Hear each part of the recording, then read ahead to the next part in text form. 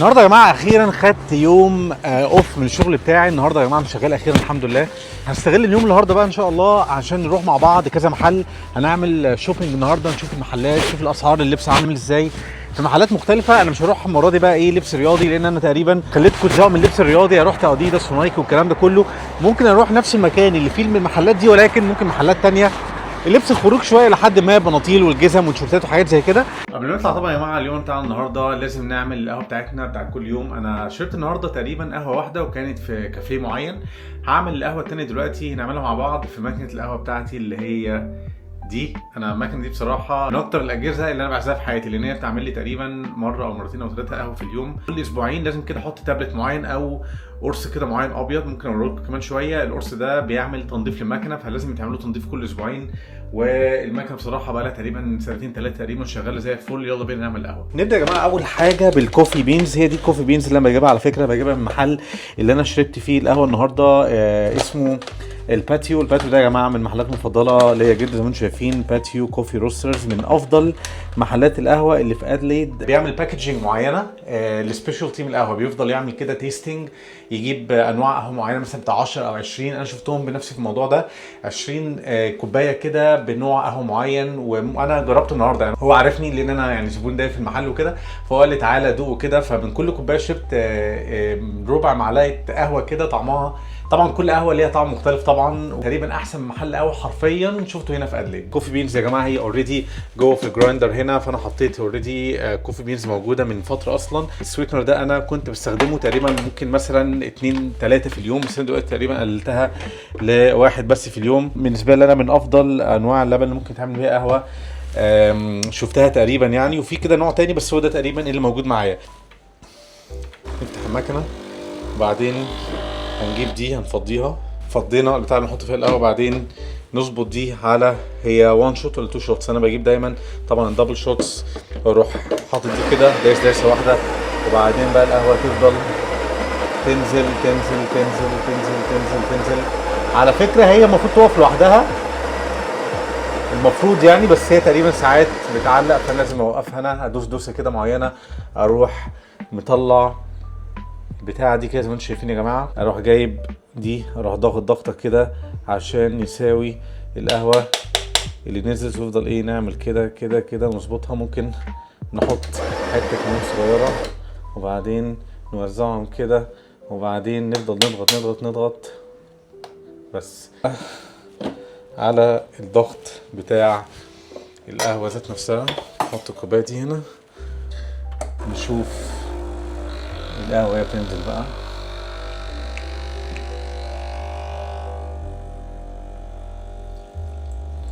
شايفين يا جماعه الاسبريسو يا جماعه؟ جمال الاسبريسو حاجه روعه الروعه. هي على فكره يا جماعه الدوسه دي المفروض بتنزل دبل شوت واحده. انا ممكن ساعات بدوس دوسه ثانيه على الزرار ده عشان تنزل اسبريسو اكتر. ممكن اخليها 3 شوتس ولا حاجه، بس هي تنتهي دلوقتي. هي دي يا جماعه كميه القهوه اللي نزلت من ال2 شوتس. هي يعني كميتها يعني لحد ما ممكن ننزل اسبريسو اكتر واكتر شويه الى حد ما يعني. ننزل شويه كده نضغط ايه على التفل بتاع بتاع القهوه. اعتقد هو نزل دلوقتي ميه خلاص كفايه كده. وبعدين بقى نجيب الكونتينر بتاع اللبن ونحط شويه كده من اللبن. هنجيب بقى اللبن نعمل دي كده، وبعدين نحط دي كده. نعمل القهوه دلوقتي. يلا نطلع بينا بقى على اليوم بتاعنا. هنعمل شوبينج في اكتر كميه محلات ممكنه في ادليد على حسب ما ربنا يقدرني. فيلا بينا.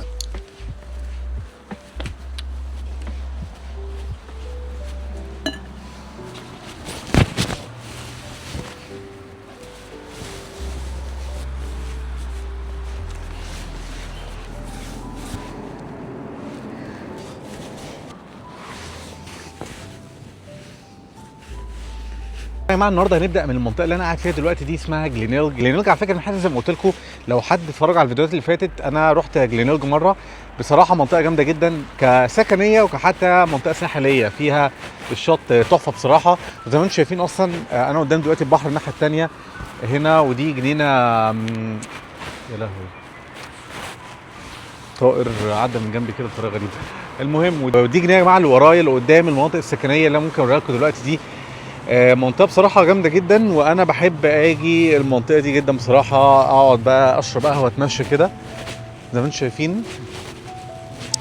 حاجه تحفه التحفه زي ما انتم شايفين. انا ماشي دلوقتي في الجنينه. انا على فكره معايا من ضمن الناس اللي بتحب تعمل شوبينج بصراحه، يعني من فتره تانية كده بحب اشوف الاسعار، حتى لو مش هشتري حاجه بحب اشوف الاسعار في مختلف المحلات هنا، لان على طول هنا في حاجه اسمها بوكسنج داي، وفي حاجه اسمها الاند اوف فاينانشال يير. انا برضو عملت عنه فيديو على التيك توك، فيديو صغير كده عن الاجهزه الكهربائيه. لو حد عايز يعمل تشيك على الفيديو ده يرجع للتيك توك بتاعي. فهنا في خصومات كتير بصراحه في اوقات كتير في السنه، فالواحد يعني او كل الناس بشكل عام مش انا بس، يعني الناس بتستغل الفتره دي ان هم يجيبوا اكتر كميه حاجات ممكنه، بقى لبس اي حاجه هم عايزين يجيبوها عشان قبل ما الاسعار تترفع تاني او ترجع زي ما هي كانت اصلا. دي الحته الجزء اللي هو اللي فيها البحر، فممكن حته فاضيه خالص زي ما انتم شايفين، ما فيهاش حد يعني، لان انا اصلا جاي الساعه 2:30 تقريبا بعد الظهر، وكمان يوم الثلاث النهارده يا جماعه، يوم الثلاث يعني اليوم كله شغال فيه، ما فيش دي اوف ولا حاجه. فهتلاقي طبعا المنطقه هنا فاضيه تماما، الى حد ما مش فاضيه 100%، ولكن طبعا كله في الشغل دلوقتي، لسه محدش رجع من الشغل. احنا ممكن نلاقي دلوقتي ممكن ناس بتتمشى بتاع، يعني في مثلا قدامي ناس بتلعب فولي الناحيه الثانيه،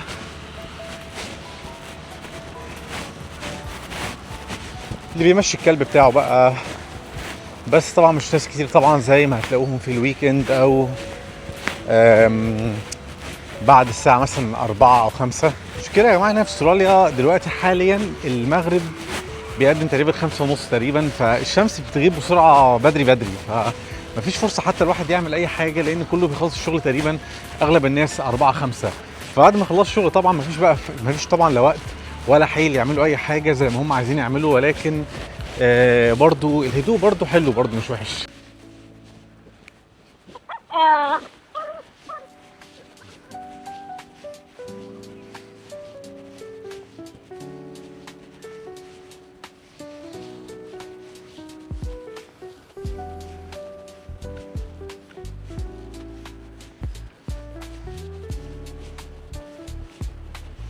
القلب ده على فكرة أي حد بيجي جلينوج بيتصور جنبه. القلب اللي ورايا ده معروف قوي، يعني أنا في أي فيديو أي حد قدام القلب ده على طول بعرف إن هو في جلينوج على طول، لأنها علامة مميزة جدا. دلوقتي هنبدأ على فكرة اللفة بتاعتنا أو الرحلة بتاعتنا النهاردة بتاعت الشوبينج من جلينوج. جلينوج على فكرة زي ما قلت لكم من الأماكن اللي هي تجارية لحد ما، هنلاقي ممكن كذا محل لبس قدام شويه. هندخل المحلات دي ونشوف الاسعار فيها كام. هي مش محلات براندات معروفه، ولكن محلات موجوده برضو. هنبدا من جلينوج وممكن نطلع على بعديها كده مكان تاني ياخدكم ليه، في اماكن كتيره برضو فيها بتاع لبس. فيلا بينا نبدا من جلينوج اول محل.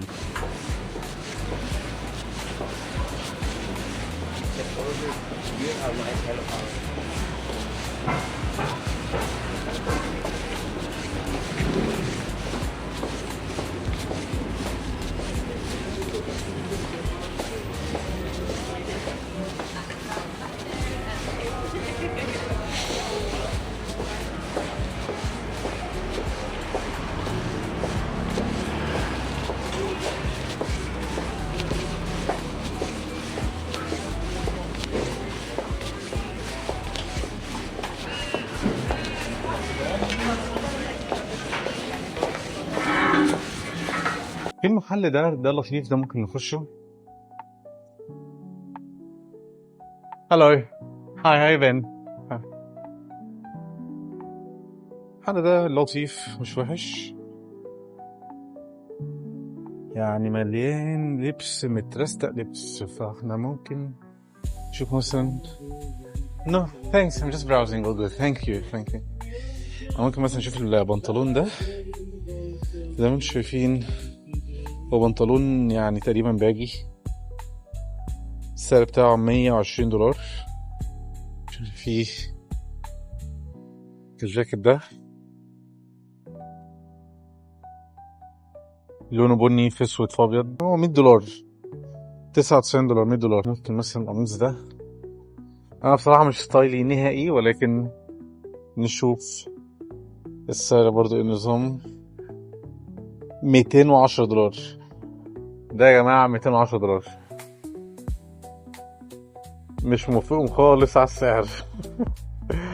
مش موافقهم خالص، بس عادي ما علينا. الحاجات دي عليها سيل زي ما انتم شايفين. ده تيشيرت تومي، ده عليه سيل اهو 25 دولار. والله ده لطيف 25 دولار، بس هو يعني تيشيرت بيزك جدا مفيهوش اي حاجة مميزة يعني. الجاكيت ده عامل 220 دولار. اسعار يا جماعة صعبة اوي بصراحة. هي اسعار صعبة عشان الحاجات مش مستاهلة السعر ده. يعني انا شايف الاسعار مبالغ فيها جدا في محل زي ده. انا ممكن اشوف محل مش يعني مش معروف زي ده واسعار اقل بكتير، بس هو ده اللي بنشوف. يعني ممكن نشوف الهودي ده، نجيبه كده نعلقه كده ونشوف السعر كام. 240 دولار يا جماعة، 240 دولار. صعب اوي. صعب اوي، مش عارف على ايه، بس ما علينا. في بلوفر ده اندستري ب 100 دولار. الجيلي ده يا جماعة عليه سيل، ده ب 179 دولار. كان بكام بقى؟ 360 دولار. ولا يستاهل حتى 50 دولار. شوف مجموعة الشرابات دي 30 دولار. ده سعر الشرابات العادية يعني. يا جماعة بلوفر ده 100 دولار. في يا جماعة الجزمة دي 180 دولار. ولا تستاهل حتى 70 دولار حتى. اسعار صعبة جدا بصراحة. انا ممكن اروح براند اجيب حاجات احلى من كده بكتير. ثانك يو. ثانكس. لا اسعار صعبة جدا. بصوا يا جماعة، المبنى ده شكله حلو قوي بصراحة. برايس لاين فارماسي، دي صيدلية اسمها برايس لاين. المبنى شكله تحفة تحفة تحفة. لونه اسود في نص المحل كده او في نص المكان. شكل بصراحة شكله تحفة قوي.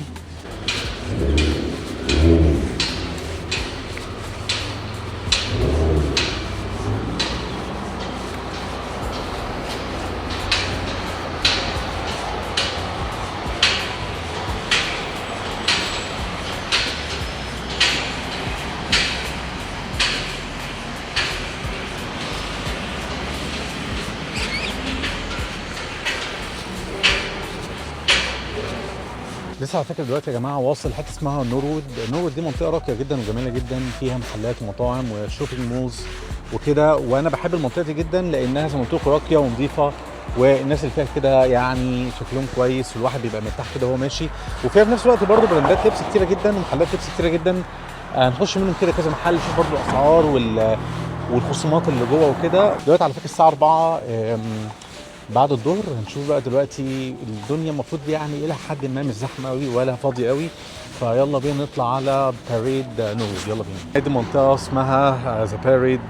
منطقه جميله على فكره وراقيه كده زي ما قلت لكم قبل كده. فيها محلات كتير، كافيهات ومطاعم ومحلات لبس. هنطلع بقى دلوقتي على محلات اللبس ونشوف الاسعار فيها عامله ازاي.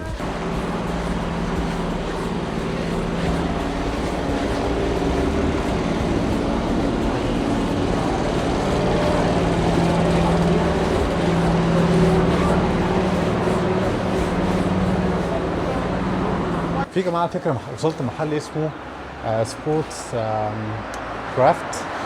ممكن نخش المحل ده. اعتقد في محل فيه لبس رجالي. Hi, how you been? I'm fine, I'm good. How you been? You been alright? Oh no, I'm just browsing. Not so good. Thank you, thanks. شوف بقى البلطو ده كده مثلا. البلطو ده عامل 500 دولار. التيشيرتات دي التيشيرتات اللي هي البيسك العادية جدا، كل واحد ب50 دولار. انتوا شايفين يا جماعه يعني شتات بيزك عاديه جدا.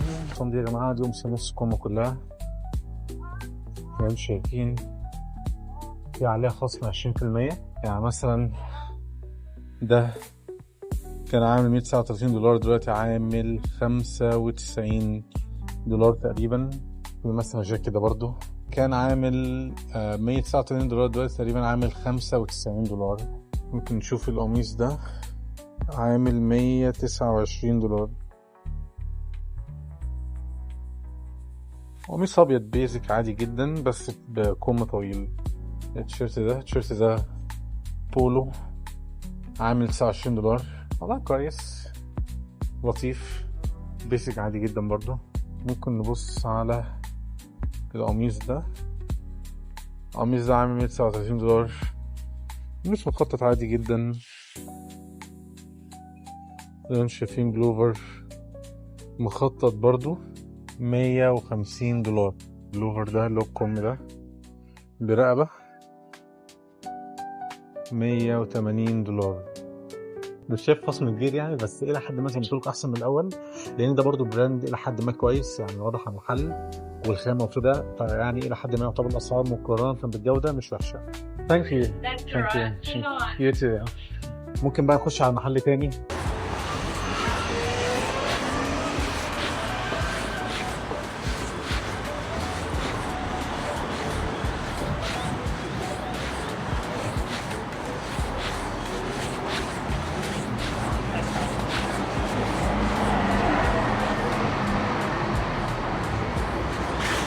داخلين دلوقتي يا جماعه على محل اسمه جازمان. Hey guys, how you been? Hey, how you been? Good. Hey man. Are you from church? Yeah. Yeah. What's the amount of people that come worship God with us this Yeah. Sunday? I wonder if you want to come. Probably the Church of Jesus Christ. Okay. Yeah, because my faith is Islam, so Okay. yeah. Oh, So where are you from? where I'm from originally, Yeah. Egypt. Egypt. Egypt, yeah, Hey, yeah. that's cool. Have you seen Egypt in the World Cup? You didn't follow the World Cup? You didn't? They didn't follow too much. They beat England though. No, they didn't beat England. Who'd they beat? Mexico? Australia. That's who it was. That's who it was. Yeah, Australia. You making a sick video? Walking Yeah, around? yeah. Just walking around, but I'm trying to get into shops as well. Have a look on the prices and discounts and stuff like that. Yeah. So you're originally from, you was born here or? No, Oh, really? from the United States. Really? Yeah. Wow. Where in the United States? You ever heard of Utah? Utah, yeah, sure. Yeah, I know Utah. Yeah. I never been there, but I know Utah. How Yeah. do you know Utah? Because like YouTube doesn't let anything unheard. Yeah, I know Utah. I know. I've heard about it. Yeah. So you are here for study or? We're just full-time volunteers for Jesus Christ. Oh, okay. So you just came here specifically for that reason? Really? Wow. That's a really nice thing. So why did you choose Adelaide? We actually didn't choose. We saved up money and then we submitted like that we wanted to volunteer. Okay. And then some leaders of our church, they assigned us to Adelaide. Oh, So, okay. didn't know nice. where it was, to be honest. And then we got here and said, oh, Nice. it's a pretty cool place. Yeah, because I got stopped by people like you, but from different churches as well, and I really like how you're passionate and very determined about to publish like your message and your whatever you want to get delivered to whoever are interested in that. But yeah, also religious anyway, just like inviting people the same good values and righteous intentions and all this kind of stuff. But yeah, I really appreciate what you're doing, guys. But yeah, for me, I'm just following different faith. Yeah. But yeah, That makes sense. Yeah. Thanks for being so polite. What No. was your name? Mohammed. Mohammed. Mohammed, yeah. What's your name? My name's Kelly. Kelly and Smith. Elda. So Elda, is it just like a title? Yeah. Oh, okay. Literally just means like a teacher. So Oh, we're really? ordained ministers for our church. Oh, yeah, okay. Just so people know what we teach about Jesus Christ. Nice. So when I call, let's say if we are in the church, I want to call your name. So should I say Elder Smith? So it's my wow. last name. Oh, okay. Oh, Smith is your last name. But I don't have to say Smith. I have to say Elder Smith. It doesn't matter? really matter. To All right. be honest. I'll say right now, Smith. I like you. Thanks, Smith. Thanks, man. You have a great night, okay? you as well. Thanks, Kelly. Hey, Thanks. Yeah. Last thing, bro. Yeah. If you know anyone, we also just obviously we teach about Jesus Christ, about Yeah. religion, but we also just serve the community, and Yeah. no matter who.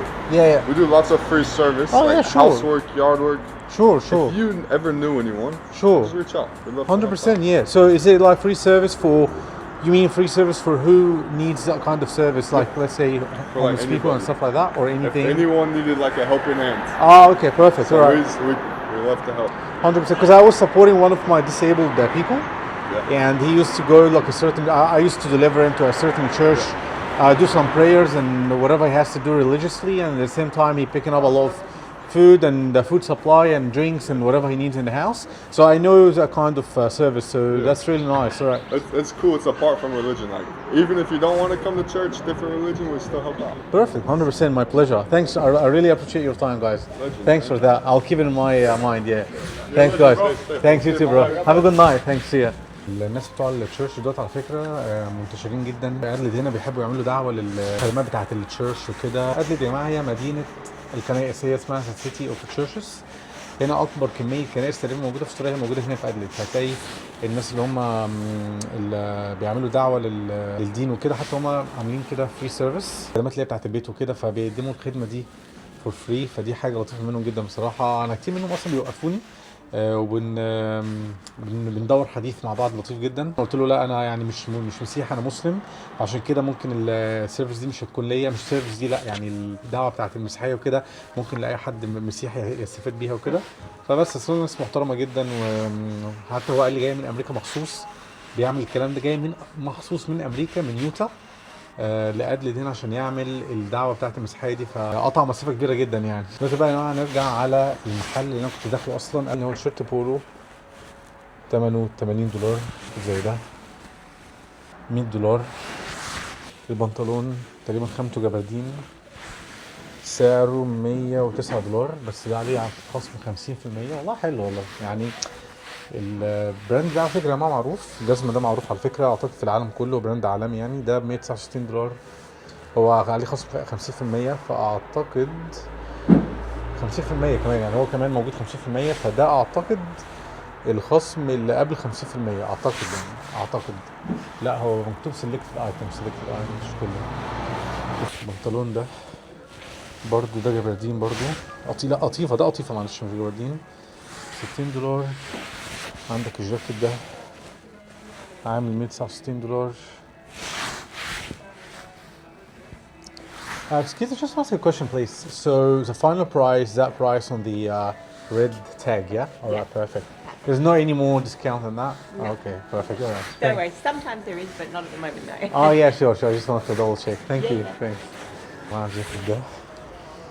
الجاكيت ده عامل $70. ده عامل $200. جاكيت فورمال جدا شكله لطيف. بلوفر زي ده، الحاجات دي بقى اللي هي معلاش خصم. بلوفر زي ده عامل $130. في بنطلون زي ده عامل $120. شوف جزمة زي دي مثلا،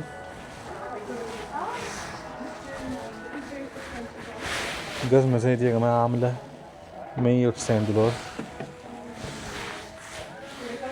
مثلا جزمة لطيفة زي دي عاملة $109، دي على خصم والله لطيفة جدا. لا ده عليه خصم والله $79، والله ده حلو ده $79 والله لطيف جدا. كل القمصان دي بتبدأ من $70 أو سوري مش قمصان، البلوفرات دي ده 80 وده 80 برضو، قميص ده 70. أعتقد بقى الحاجات دي برضو 50% selected items يعني. عندنا بلوفر ده $80، عندنا بليزر ده زي ما انتم شايفين $179. عندنا مثلا جاكيت زي ده عامل $369، ده ما عندوش خصم خالص. القميص ده $119، قميص برضو لطيف مش وحش، ده $119. قميص كراهات بامبا في ابيض. كده النهارده يا جماعه الفيديو بتاعنا بينتهي هنا في نورwood في ادليد. النهارده عملنا شوبينج، شفنا اسعار اللبس في فتره الخصم الى حد ما عديناها شويه، ولكن كان في لبس كتير جدا عليه خصم. ما تنسوش بقى يا جماعه تعملوا لايك على الفيديو ده وشير للقناه وشير للفيديو لاي حد مهتم باي حاجه في استراليا، خاصه جنوب استراليا هنا، واعمل سبسكرايب للقناه طبعا، ده هيدعمني كتير جدا ان شاء الله في الفيديوهات الجايه. حد يا جماعه عنده اي فكره فيديو حابب يعملها يقول لي في الكومنتات. الله اشوفكم فيديو جديد، سلام عليكم.